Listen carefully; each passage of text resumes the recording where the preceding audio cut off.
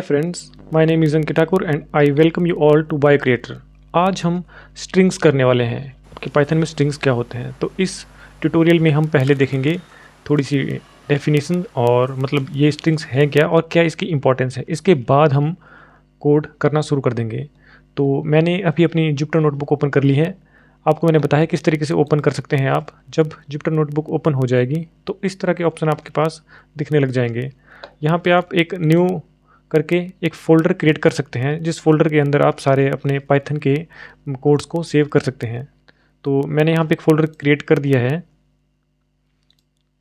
फिर इस फ़ोल्डर के अंदर अगर मल्टीपल फ़ोल्डर हैं तो आप चाहें तो और भी फ़ोल्डर क्रिएट कर सकते हैं। यहाँ पे मेरे पास पाइथन ट्यूटोरियल्स हैं और ये हमारी फाइल्स हैं। और ये मैं इस फाइल को ओपन कर चुका हूँ, अनटाइटल्ड जो यहाँ पे आ रहा है। इसको हम रीनेम कर देते हैं।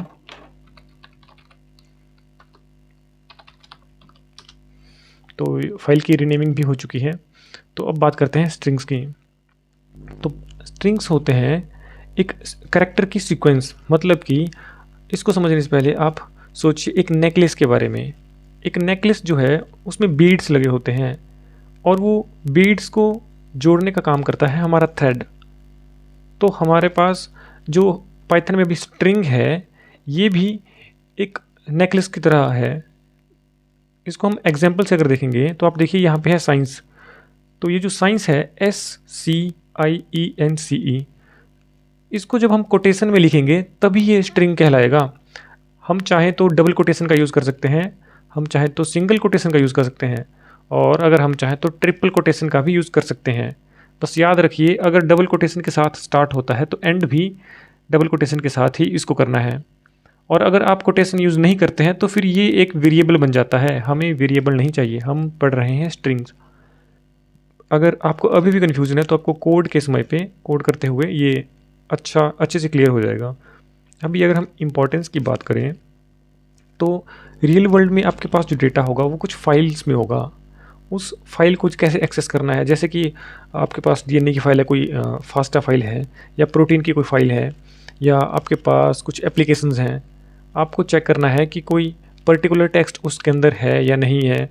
आपको मतलब जब भी एक फ़ाइल को रीड करना है तो आप उसको पहले स्ट्रिंग की फॉर्मेट में लाएंगे, उसके बाद आपका कोड जो है उसको प्रोसेस कर पाएगा। तो फाइल के ऑपरेशन के लिए ये ज़रूरी है। फिर डेटा को जब आपको स्टोर करना है, मतलब आपने मल्टीपल फाइल्स रीड करी हैं जो आपके पास हैं, उसके बाद आपने एनालिसिस करी अपने डेटा की, जैसे कि ग्राफ्स बना दिए या स्टैटिस्टिक्स लगाई, फिर आप उसको सेव करना चाहते हैं तो आपको वो एक स्ट्रिंग फॉर्मेट में लाने के बाद, मतलब आप कोडिंग में उसको एक स्ट्रिंग फॉर्मेट में लेके आएंगे, उसके बाद आप उसको सेव कर पाएंगे।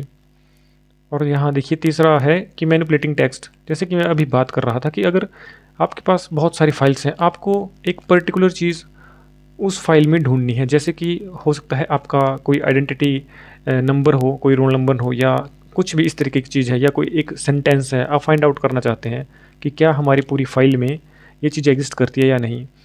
तो आप पहले उस फाइल को रीड करते हैं पाइथन में, और जब वो रीड हो जाएगी, वो एक स्ट्रिंग की फॉर्मेट में रीड होगी, फिर आप उसमें सर्च कर सकते हैं कि पर्टिकुलर आईडी इसमें एग्जिस्ट करती है डेटा में या नहीं करती है। आप चाहें तो मॉडिफाई कर सकते हैं, जैसे कि आपके पास कुछ लोअर केस में है, बहुत मतलब आपका जो टेक्स्ट है वो लोअर केस में लिखा हुआ है, small a, small b, small c, आप उसको कैपिटलाइज करना चाहते हैं, यानी कि आप उसको मॉडिफाई करना चाहते हैं, तो वो भी पहले आपको डेटा स्ट्रिंग में लाना पड़ेगा, फिर आप उसको मॉडिफाई कर पाएंगे। तो आज जो हम करने वाले हैं, हम सीखेंगे कि स्ट्रिंग्स को क्रिएट कैसे करते हैं और स्ट्रिंग के जो कैरेक्टर्स होते हैं उसको कैसे एक्सेस करते हैं। कैरेक्टर का मतलब है, जैसे यहाँ पे साइंस है एक एग्जांपल, तो साइंस में S एक कैरेक्टर है, C सेकंड है, फिर थर्ड कैरेक्टर, फिर फोर्थ है, एंड सो ऑन। तो एक्सेस कैसे करते हैं ये भी हम सीखेंगे, और इसके बाद हम सीखेंगे कि स्लाइसिंग कैसे करी जाती है। स्लाइस मतलब टुकड़ों में कैसे उसको कट कर सकते हैं हम अपने स्ट्रिंग को।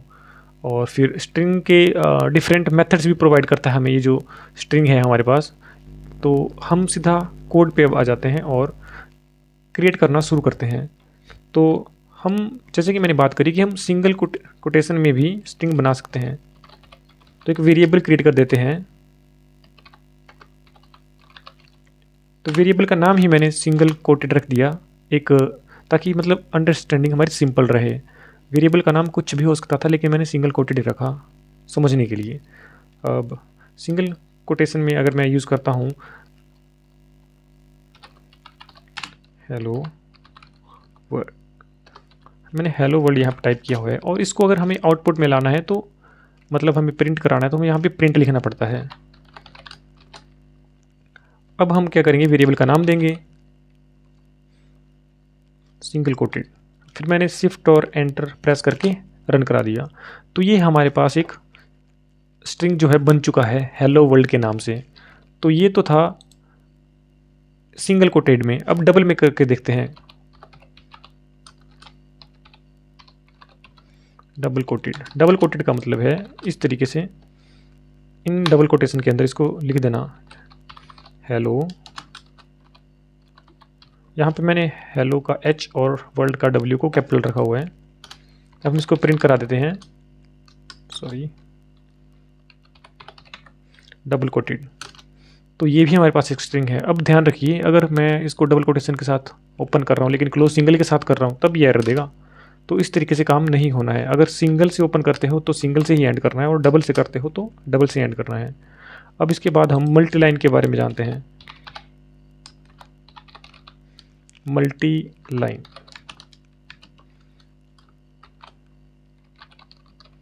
This is my PC.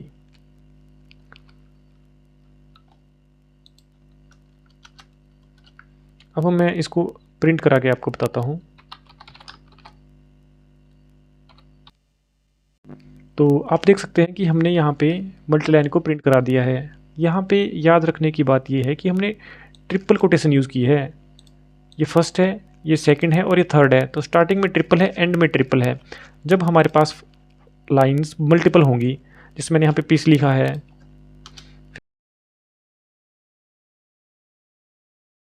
फिर मैं यहाँ पे हाई लिख देता हूँ, यहाँ मैं लिख देता हूँ हेलो वर्ल्ड। तो ये सब एज इट इज ही प्रिंट हो जाएगा। तो जब आपके पास मल्टीपल लाइंस होंगी, देखिए जो आपके पास रियल वर्ल्ड में डेटा होता है फाइल्स के अंदर, वो भी मल्टी लाइन में होता है। एक ही लाइन में सारा डेटा नहीं होता है, पहली लाइन होगी फिर दूसरी तीसरी, इस तरीके से वो डेटा होता है। तो अगर यहाँ भी हमारे पास इसी तरीके से डेटा, ये फर्स्ट लाइन है, ये सेकंड है, ये थर्ड है, इन लाइंस को एज इट इज़ अगर प्रिंट कराना है तब हम ट्रिपल कोटेशन का यूज़ करेंगे। अब आप कहेंगे कि क्या ऊपर भी ऐसे हो सकता है? ऊपर नहीं हो सकता ऐसे। अगर मैं यहाँ पे एंटर प्रेस कर देता हूँ और फिर प्रिंट कराता हूँ तो हमारे पास एरर आ जाता है, क्योंकि ये सिर्फ सिंगल लाइन में चलेगा। जबकि अगर आप मल्टी लाइन आपके पास है, उनको आप प्रिंट कराना चाहते हैं, तब आपको ट्रिपल कोटेशन का यूज़ करना है। तो हमने सीख लिया है कि स्ट्रिंग को क्रिएट कैसे करते हैं, सिंगल कोटेशन के साथ भी, डबल के साथ भी, और ट्रिपल कोटेशन के साथ भी। ट्रिपल को आप यहाँ भी यूज़ कर सकते थे और मल्टी लाइन में भी यूज़ करते हैं ट्रिपल को। तो अब हम बात करते हैं कैरेक्टर्स को एक्सेस करने की।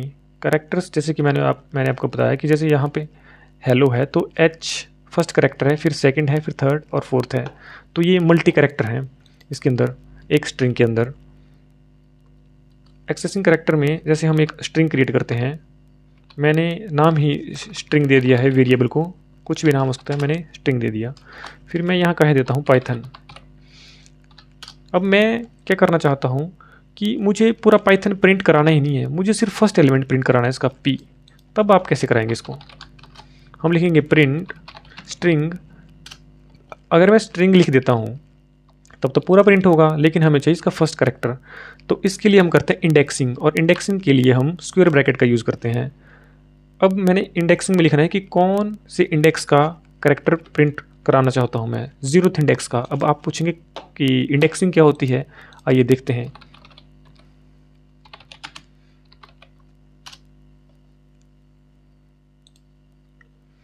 इंडेक्सिंग 0th कैरेक्टर से शुरू होती है। ओपन, ये ओपन हो रहा है, अच्छा ये नहीं, कोई अच्छा एग्जांपल देते हैं।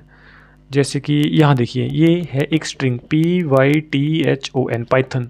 तो 1 2 3 इस तरीके से नहीं करना है हमें प्रोग्रामिंग में 0 से चीज़ें शुरू करनी होती हैं। ये कोड इस तरीके से होता है कि चीज़ें 0 से ही शुरू होती हैं, लैंग्वेज इसी तरीके से बनी होती है। तो जो फर्स्ट कैरेक्टर होता है वो 0th इंडेक्स होता है। इसकी इंडेक्सिंग कहते हैं हम इसको, कि ये 0th है इंडेक्स, ये फर्स्ट इंडेक्स है, ये थर्ड इंडेक्स है। तो हमेशा कोई भी स्ट्रिंग हमारे पास होगा वो हमेशा 0 से शुरू होगा, ना कि 1 से। 1 का मतलब नेक्स्ट होता है फिर, मतलब 0th जो है वो हमारा पहला कैरेक्टर है। इस एग्जाम्पल को देख के आप समझ गए होंगे कि 0 1 2 3 4 क्या है। 0 से शुरू हो रहा है और 5 तक ख़त्म हो जा रही है इसकी इंडेक्सिंग। और टोटल कैरेक्टर कितने हैं? 6, 1 2 3 4 5 6। तो अब फिर से चलते हैं अपने कोड के ऊपर। तो हम कराना चाहते हैं यहाँ पे अपने फर्स्ट कैरेक्टर को प्रिंट, जो कि है 0th इंडेक्स पे। अब मैं इसको प्रिंट करा देता हूँ। तो ये प्रिंट हो चुका है। अब मैं चाहता हूँ कि मैं पाइथन की जगह मुझे प्रिंट कराना है सिर्फ y। इसको मैं यहीं लिख देता हूँ। तो मैं लिख दूँगा प्रिंट, मुझे प्रिंट कराना है क्योंकि स्ट्रिंग और y चाहिए मुझे। तो y जो है वो फर्स्ट इंडेक्स पे है, कैरेक्टर सेकंड है लेकिन इंडेक्स फर्स्ट है, 0 और 1। तो मैं यहाँ 1 लिखूँगा और एंटर कर दूँगा। तो ये y मेरे पास आ चुका है। इसी तरीके से ये तो सिर्फ एक ही वर्ड है पाइथन नाम का। अगर हमारे पास बहुत लंबी सी एक लाइन है, हम चाहते हैं कि n को हम प्रिंट कराएं, तो उस एंड के एलिमेंट को चाहे कितनी बड़ी फाइल हो, उसको प्रिंट कराने के लिए हम वेरिएबल का नाम देंगे और फिर -1 प्रिंट। -1 जो है इस लास्ट के इंडेक्स को कहते हैं। देखिए जब हम शुरू से शुरू करते हैं तब तो ये 0th इंडेक्स होता है, लेकिन जब हम एंड से शुरू करते हैं तो ये माइनस से शुरू होता है, -1 से। -0 से नहीं, -0 जैसा कुछ नहीं होता, ये -1 से शुरू होता है। और अगर मुझे ये एलिमेंट प्रिंट कराना हो तो मैं यहाँ पे -2 लिख सकता हूँ। इसी तरीके से अगर मुझे 1 2 3 4 5 6 पाइथन में p को प्रिंट कराना है तो मैं इसको -6 भी लिख सकता हूँ। तो ये प्रिंट हो चुका है p, और ये वैल्यूज़ यहाँ यहीं से आई हैं। 0 जब मैंने 0 लिखा है तो ये p है, जब मैंने 1 लिखा है तो ये y है, और ये -6 लिखा हुआ है तो ये p आ गया है फिर से। मैं चाहूँ तो इन दोनों को कमेंट भी कर सकता हूँ अगर आपको इसमें कन्फ्यूज़न हो। तो मैंने हैश करके इसको कमेंट कर दिया है। कमेंट के बारे में हम जानेंगे। तो ये देखिए अभी सिर्फ यही वेरिएबल, ये वेरिएबल और इसकी वैल्यू को रीड किया गया है और प्रिंट कराया गया है। बीच के दोनों वेरिएबल गायब हो गए हैं। इसी जब भी हम किसी लाइन में हैश का यूज़ करते हैं, चाहे हम शुरुआत में करें या हम कहीं भी हैश का यूज़ कर देते हैं, तो उसके आगे की जो वैल्यू होती है वो कमेंट हो जाती है। कमेंट जो है वो एकदम से पास कर दी जाती है कोडिंग में, इसको प्रिंट नहीं किया जाता है, इसकी फिर कोई वैल्यू नहीं रहती। और कमेंट हम लिखते हैं अपने कोड को सिंपल मतलब समझने के लिए।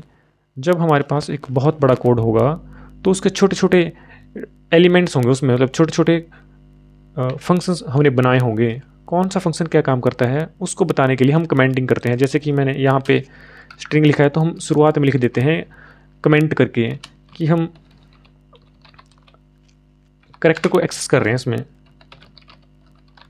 हालांकि मैंने जुपिटर नोटबुक में यहाँ भी लिख दिया हुआ है, लेकिन यहाँ नहीं लिखना होता तो हम यहाँ इसको लिख सकते हैं। फिर हमें पता लगेगा कि अच्छा इस कोड में हम कैरेक्टर्स को एक्सेस करना जान रहे हैं। तो पहले हमने सीखा क्रिएटिंग स्ट्रिंग्स, अब हमने कैरेक्टर को एक्सेस करना भी देख लिया।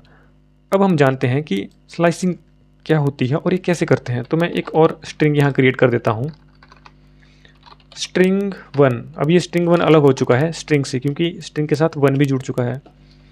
तो इसमें हम दे देते हैं कोई वैल्यू, जैसे कि बायो इन्फॉर्मेटिक्स।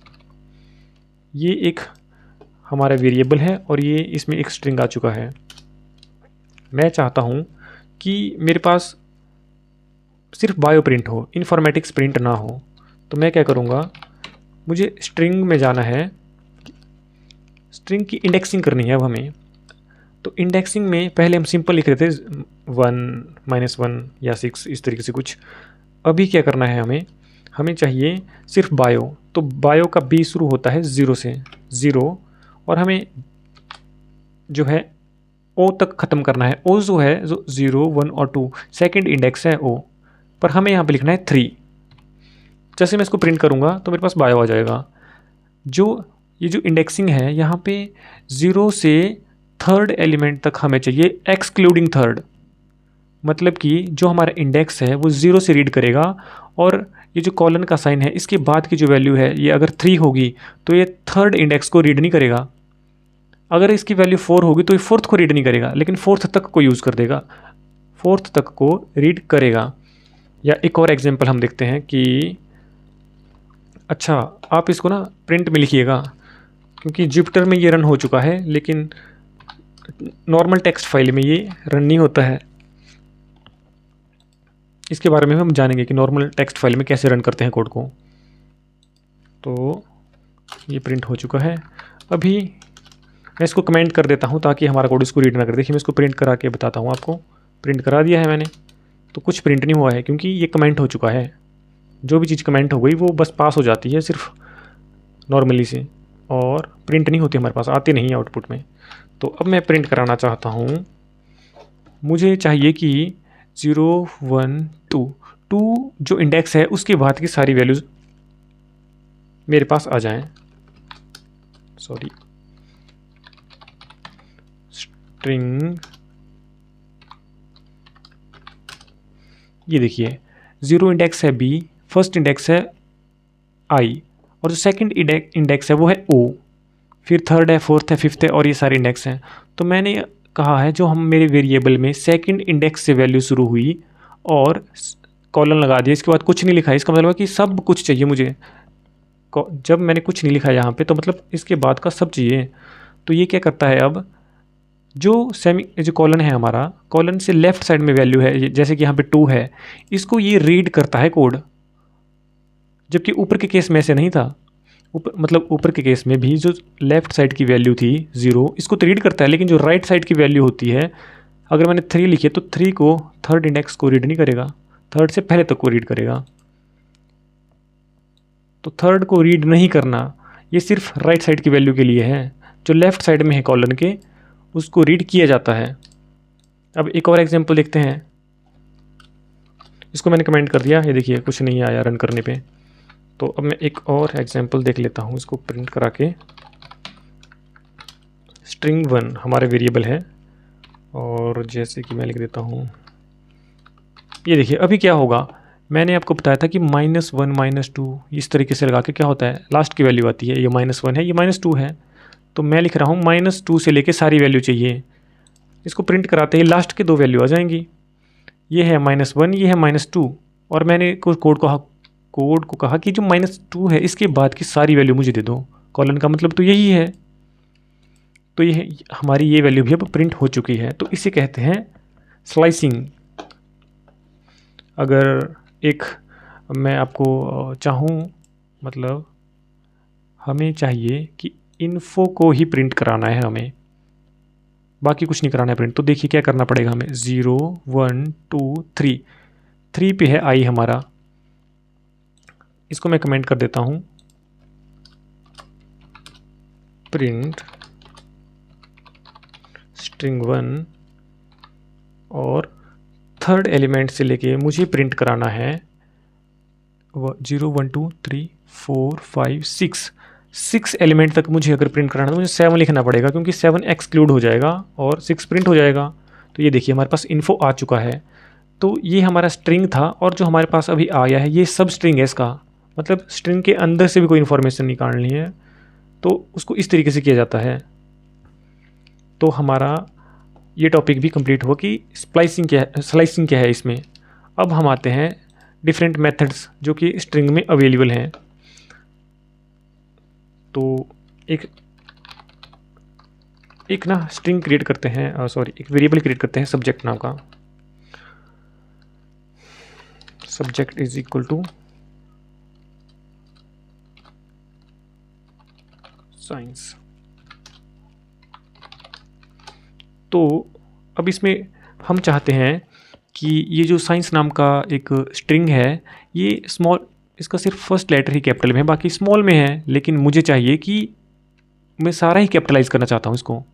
तो मुझे क्या करना पड़ेगा कि ये जो स्ट्रिंग है जिस वेरिएबल में है उसका नाम लिखेंगे हम पहले की तरह ही, बस नाम चेंज कर रखा है मैंने यहाँ पे सब्जेक्ट हम। और अब डॉट लगा के हम एक्सेस कर सकते हैं स्ट्रिंग के मेथड्स को जो कि इसमें है, जैसे कि अपर और ब्रैकेट लगा सकते हैं आप। जैसे आप इसको रन करेंगे सारा जो हमारा स्ट्रिंग था ये कैपिटलाइज हो गया है। अब मैं चाहता हूँ कि ये जो कैपिटल है मैं अब मतलब सभी को स्मॉल लेटर्स में कर देना चाहता हूँ, लोअर केस में। तो हम लिखेंगे प्रिंट, फिर स्ट्रिंग का नाम जो कि है सब्जेक्ट, फिर लिखेंगे लोअर, ब्रैकेट्स लगा के एंटर। तो पहले प्रिंट ने हमें कैपिटलाइज वैल्यू दी है और दूसरे ने हमें स्मॉल लेटर्स में वैल्यू दे दी है। और अगर हम एक और स्ट्रिंग बना देते हैं,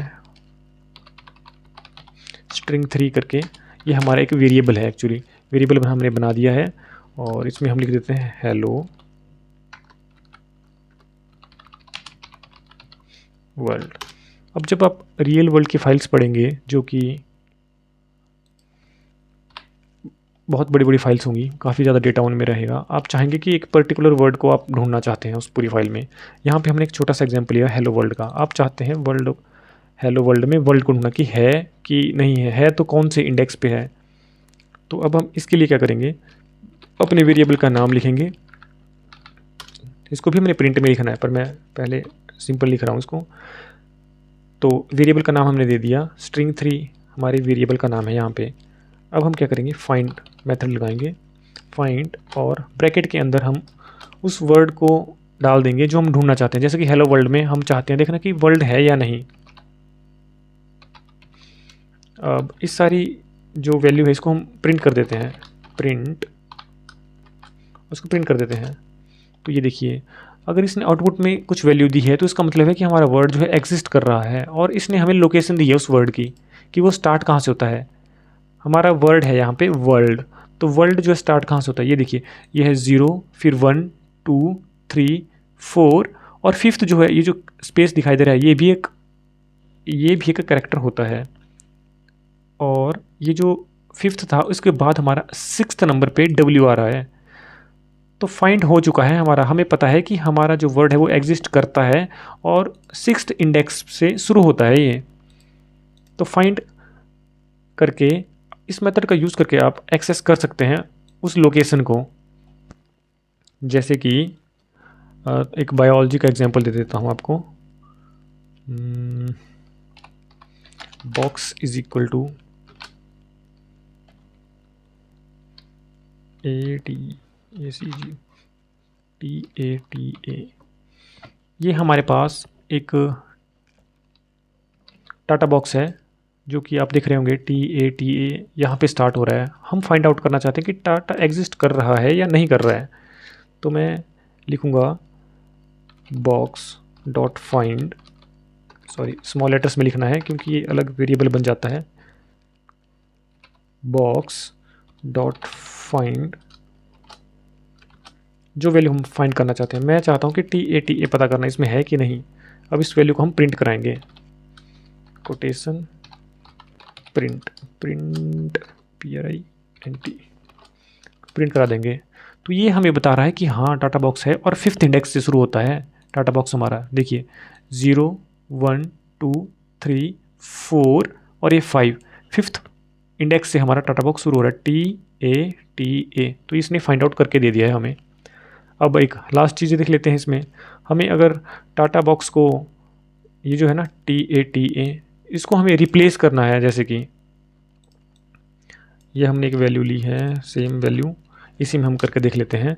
हमें जो है टाटा बॉक्स को इतनी वैल्यू को TATA को रिप्लेस कर देना है GC के साथ। तो अब हम क्या करेंगे, हम लिखेंगे बॉक्स यानी कि जो हमारा वेरिएबल है उसका नाम, फिर रिप्लेस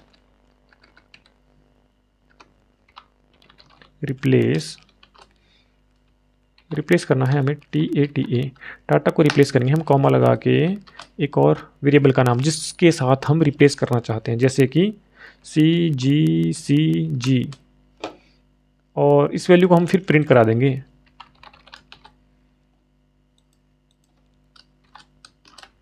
तो ये देखिए हमारी जो वैल्यू है T के बाद हमारे पास आ चुका है GCGC, एक G हमारे पास पहले से था क्योंकि T के बाद यहाँ देखिए ATGACGT था ना, तो ये जो टी है, टी के बाद हमारे पास एक जी था पहले, और जी के बाद टाटा था। यहाँ देखिए टी है हमारे पास, उसके बाद एक जी था और फिर टाटा था, लेकिन टाटा जो है अब वो, उसको टाटा बाय बाय हो चुका है, यानी कि वो रिप्लेस हो चुका है। तो ये हमने वैल्यू दी थी रिप्लेस करने के लिए, सी जी सी जी, सी जी सी जी।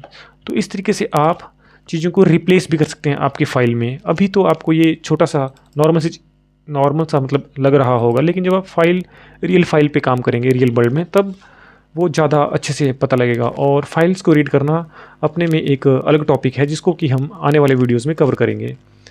तो अगर आपको ये वीडियो पसंद आया तो आप इसको लाइक करें, शेयर करें और कमेंट भी करिए कि आपको इसमें समझ आ रहा है कि नहीं आ रहा है, क्या इसमें कुछ और ऐड करने की ज़रूरत है, तो वो सब चीज़ें बताइए। Thank you.